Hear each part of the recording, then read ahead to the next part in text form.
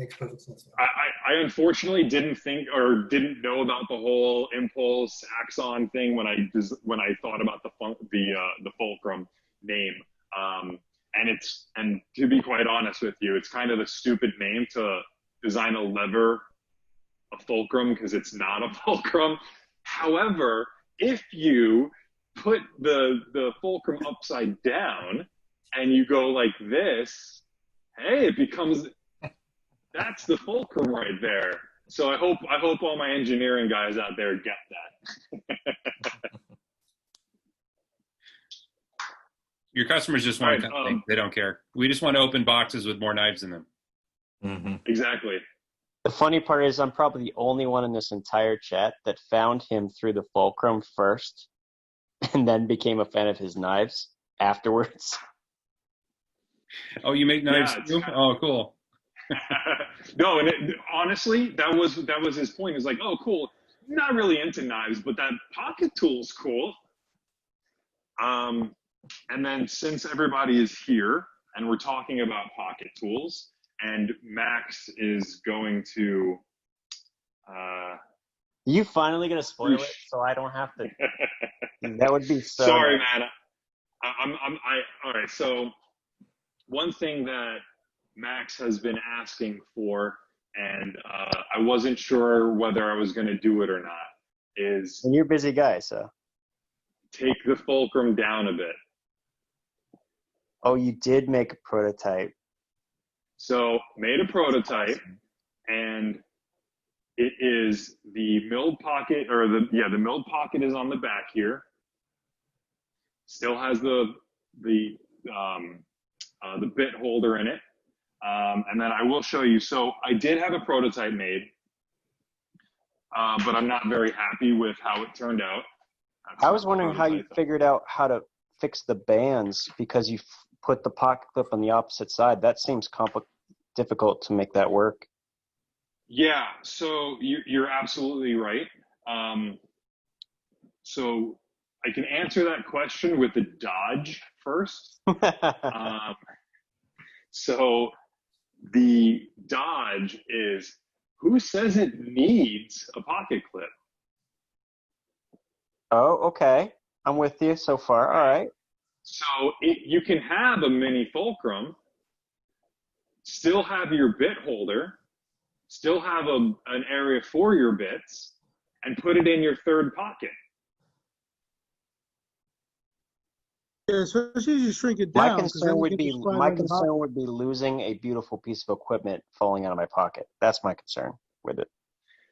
Hopefully hopefully your third pocket's not that big that you're like doing handstands and things are falling out. But I get your point. So to address that, I will now go to the how do the bands work on here. And what I did was, and you can see on this first prototype, I did make the milled pocket a little too low. And that's kind of the hard part with doing the 3D printing first. The tolerances aren't the same. You're never going to get them perfect. So when I did this 3D printed, this worked well, but I wasn't able to get those tolerances. So having the milled pocket down here works. The bands work, but when you put it into your pocket, if you have a large pocket, it's going to move those bands. Yeah. So what I did was, on the newest version, and I'm having a prototype of this made, is I moved the milled pocket as high up as I can. Get a couple bits in here. And I changed how the bands sit.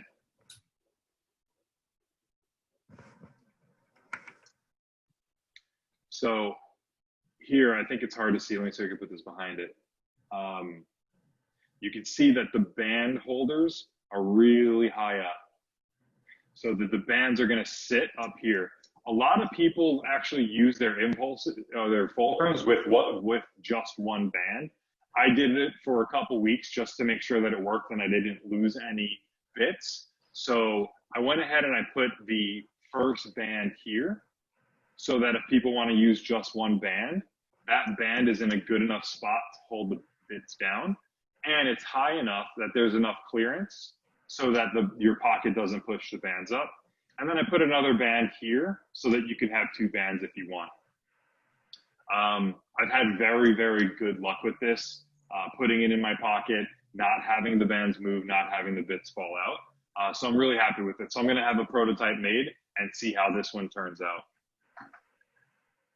If it doesn't work well, then we just use the pocket, we just use the insert, and that's that.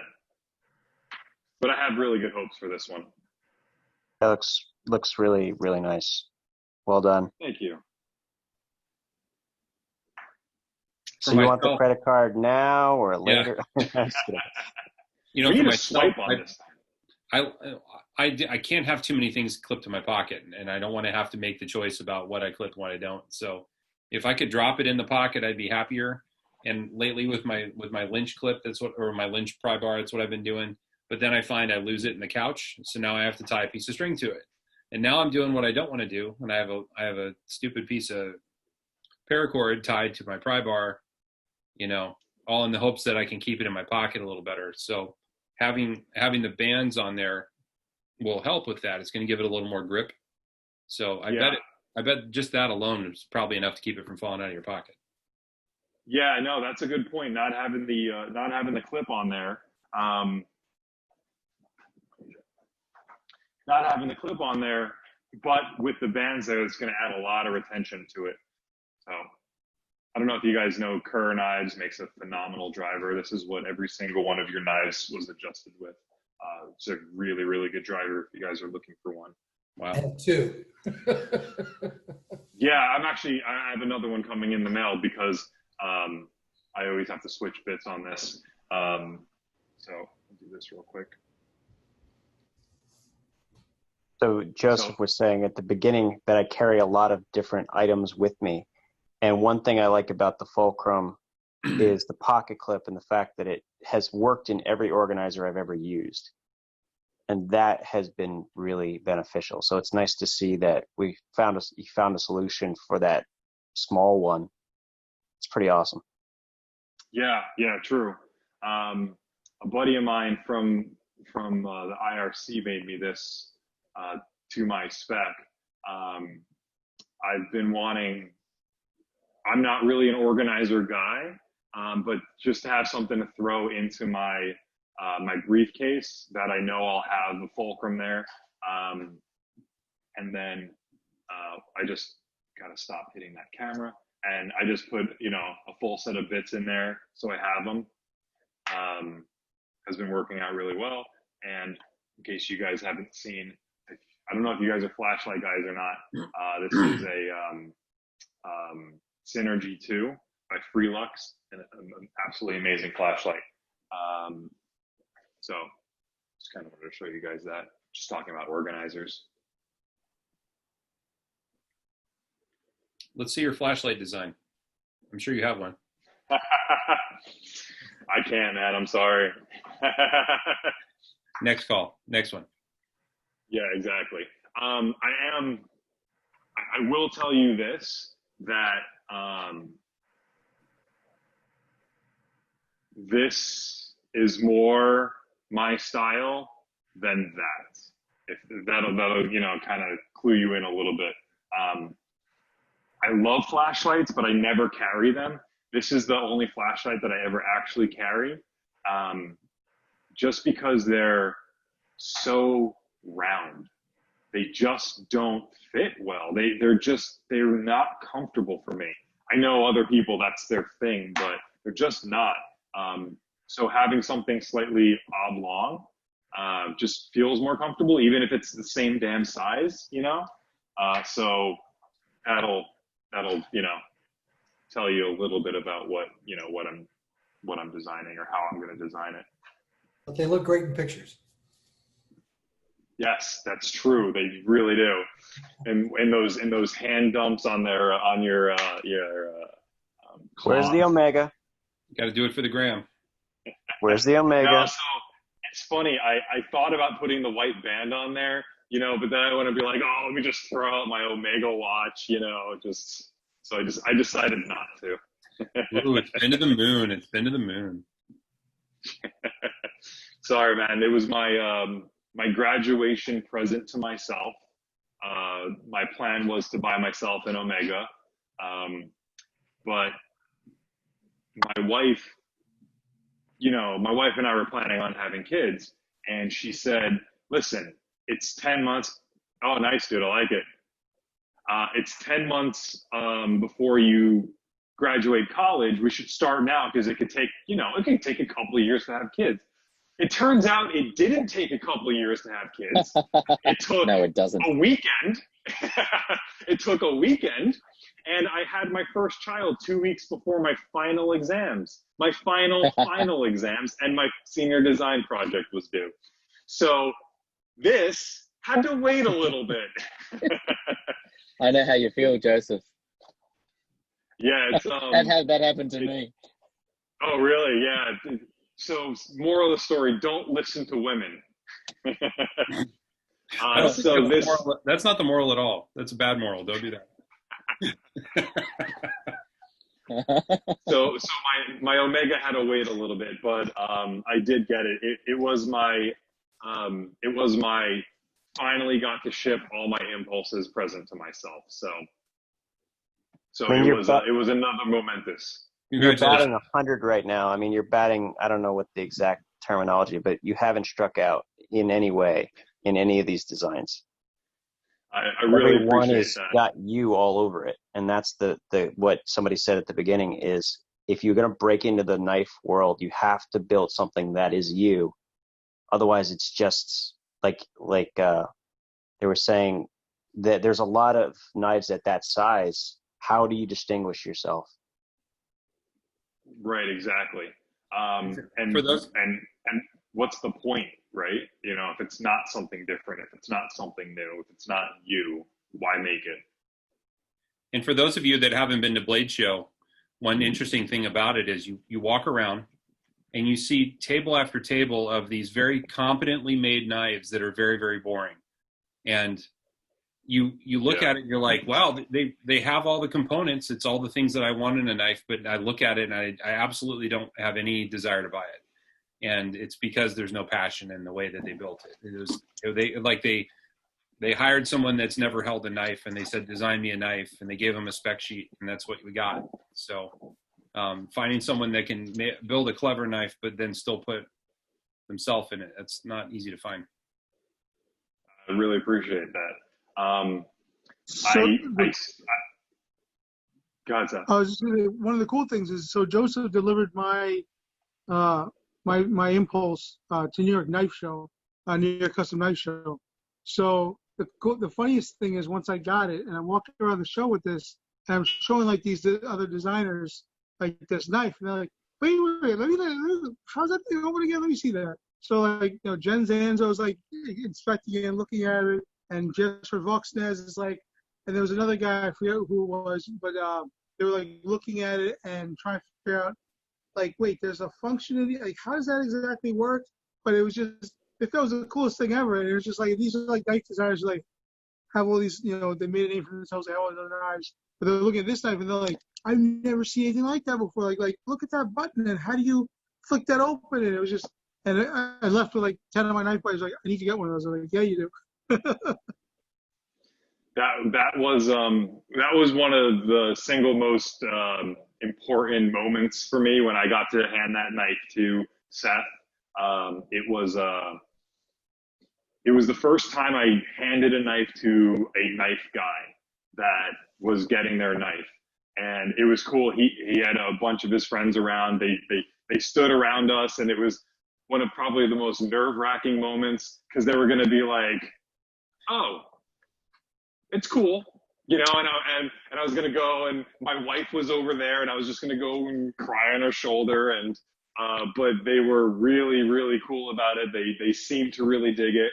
They they passed it around and then asked for it back, and I mean, what more could you ask for? Really appreciate that. Yeah, a bunch of them have one now. They ordered the version 2. That's awesome. That's really cool.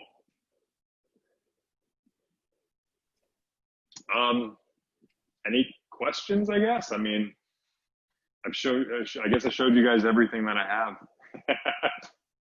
Hey Joe, this is Jason or Iron from the IRC. Just wanted to say the Axon looks great, and whenever that thing comes out, be happy to buy one. Awesome. Thanks, man. I really appreciate it. Jason is a good dude. Honestly, if you guys really should stop by the IRC. I've sent. I know you guys kind of have your own cool place to hang out, and we're gonna come hang out there too. But if you guys ever want to jump in, there are really cool guys, really good group of guys in there. Jason is very good at sharpening. I don't know if you guys saw, I posted a mirror finish impulse a few months back, and he did it. He did a phenomenal job. It's amazing. Hey, Joseph, Will had a question in the chat about the size of the mini impulse compared to the Synapse. It's the prototype that's coming in. It's a very similar size. I went back and forth on whether I should make it a 3-inch or not, and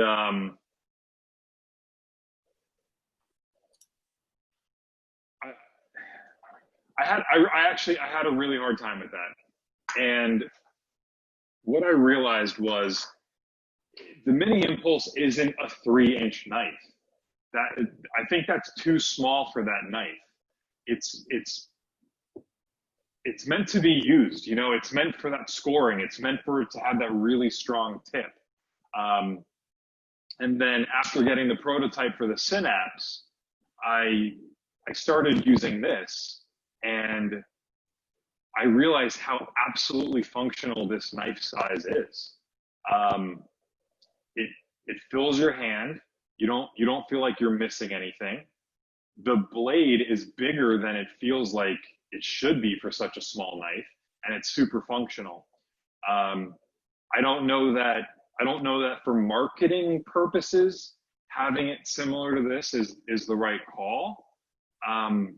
But quite frankly, I don't care. I think it's the right call for that knife. I think that's what that knife is supposed to be. I kind of hope everybody gets that, The aesthetics are plenty different enough. I don't think it actually competes at all. I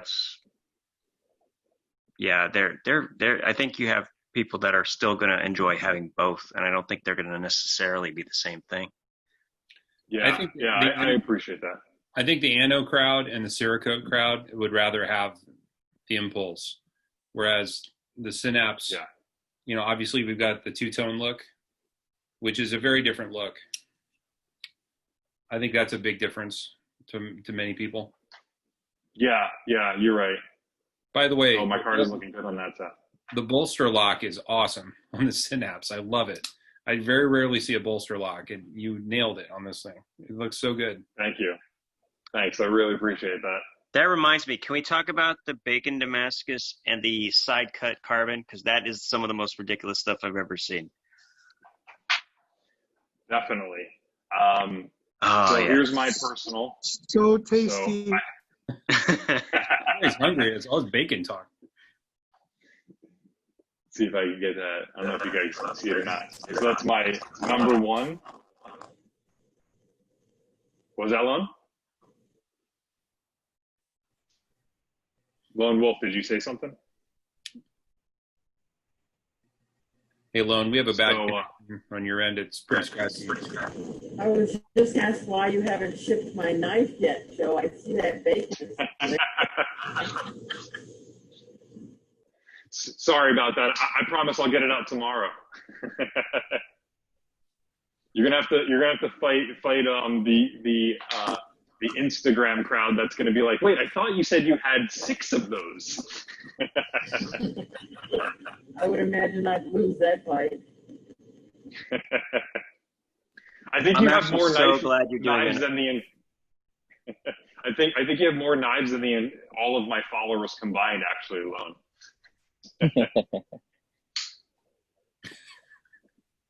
I do have. Thank you for some doing a other- charity auction with one of them. That's super awesome, by the way. Yeah, I think that was the right call. Somebody suggested. I honestly didn't even think about it. I think it's the right call. You know, people have mentioned to just, you know, auction them, and, you know, just like, that's not the right thing to do. You know, I think these knives have a value, and I want everybody to have a fair shot at them. You know, not necessarily the person that can afford it the most. However, I will definitely give that person a shot to buy it, so that, you know, it can benefit other people. So I think that's cool. I think that was a good idea. A couple people. It's a good suggested hybrid that. approach, because you're doing most of them one way, and then the last one can be auctioned for charity, and it's just a great idea. Yeah, appreciate it. Thank you.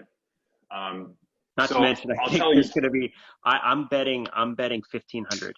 I think 1,500 is going to be the number. I don't like putting numbers out there. I you know, I hope it does well for charity's sake. Yeah, it's going to be for charity. So I think, you know, it'll be very cool. Yeah, appreciate that. So a quick story about this. Most of the guys in the IRC know. So I'll tell you guys the story about this Synapse is, I actually sent them the Damascus, of course, and I sent them end cut fat carbon fiber to make this knife. This knife is the knife that I wanted to own. That's why I made 200 of them. I made all of these knives so that I can own this knife. and this knife, but also this knife.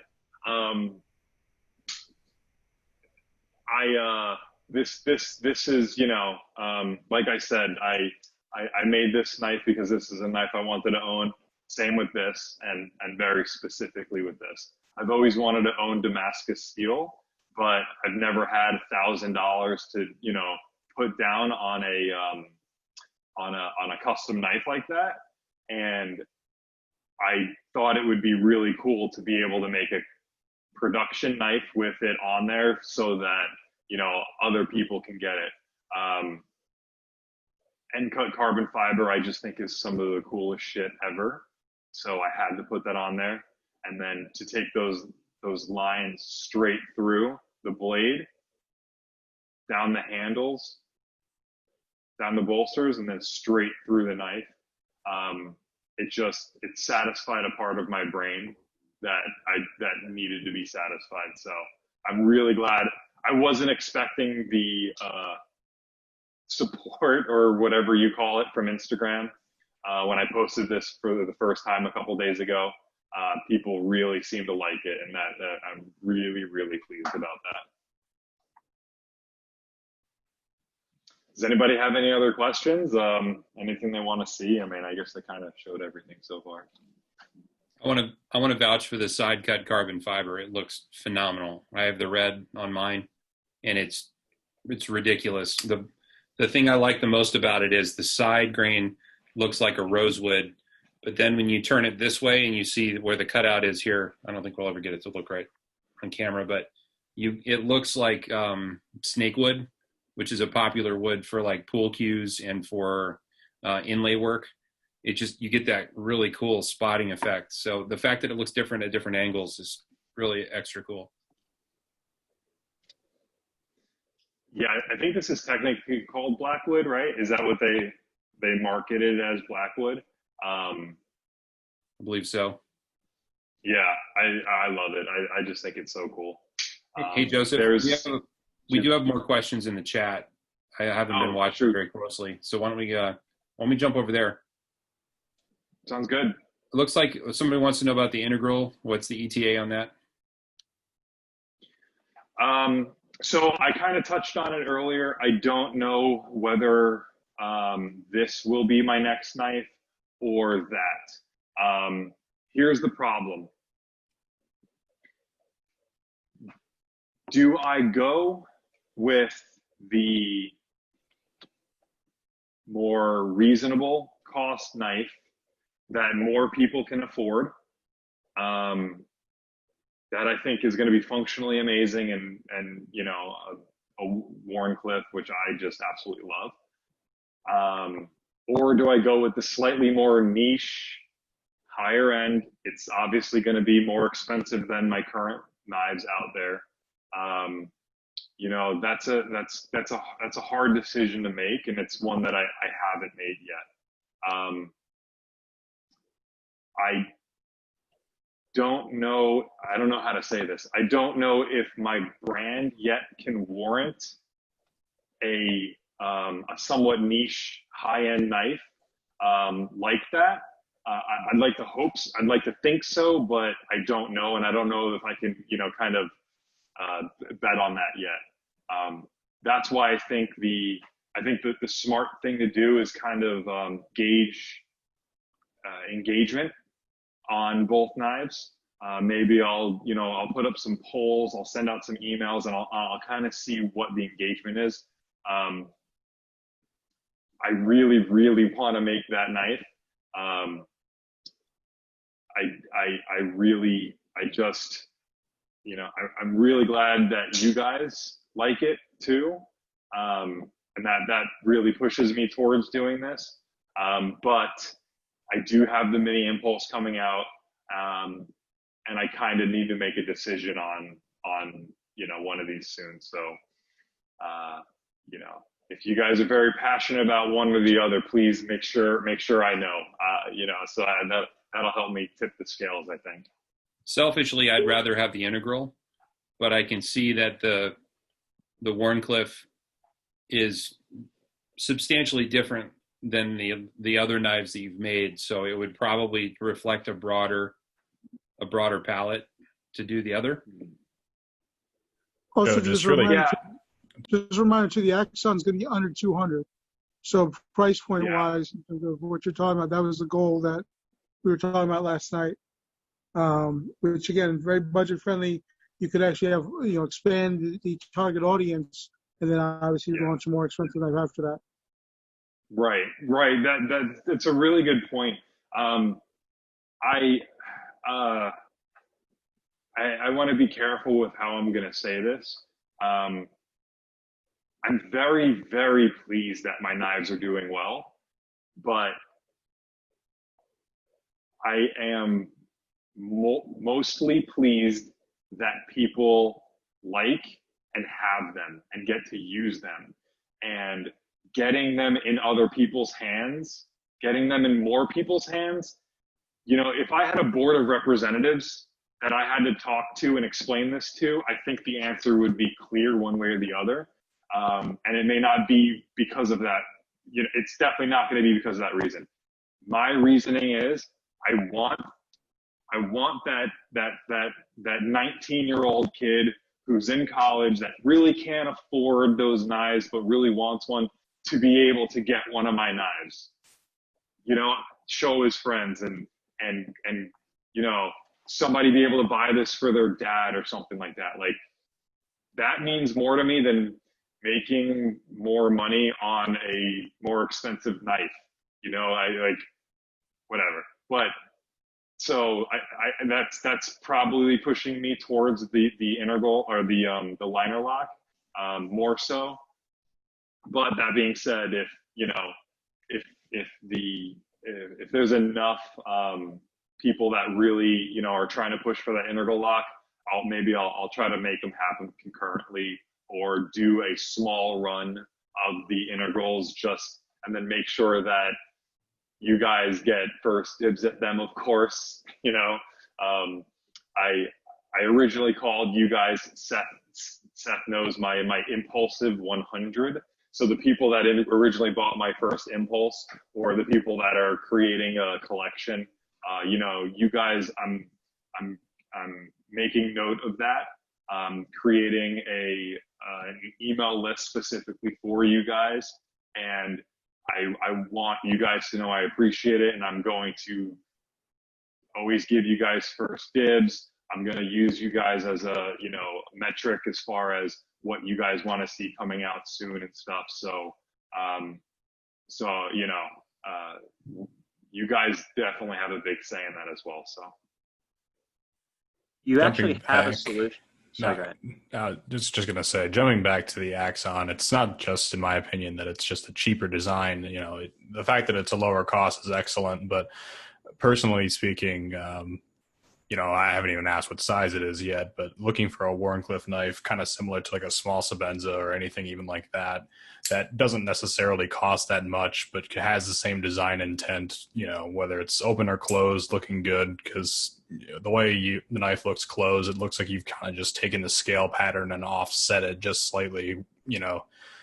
As a mechanical designer, I can just see a lot of design intent's gone into it. So it's not just low cost. I think that it is adding more to, the market. It's, we talk about the integral like it's kind of got more design going on there, but I feel like both have that mechanical kind of aspect to them. yeah, I appreciate that. You also, on your table right there, you had a similar solution that would allow the Axion to be a wide range. You have on your table 2 synapses, very, very different, and different exclusivities. You have six of those, but yet they are functionally, for people, they're a way to still have 2 different people sharing the same knife, right? Right. Yeah, that's a good point. And even in just this one alone, you can have a $450 version of this, or you can have a $295 version of this. Exactly. Now, I granted those are both still expensive knives that most people aren't going to spend their money on, but they're 2 very different knives. And, so that is a really good point. This alone, speaks to that point, but then, having this there, does really hit that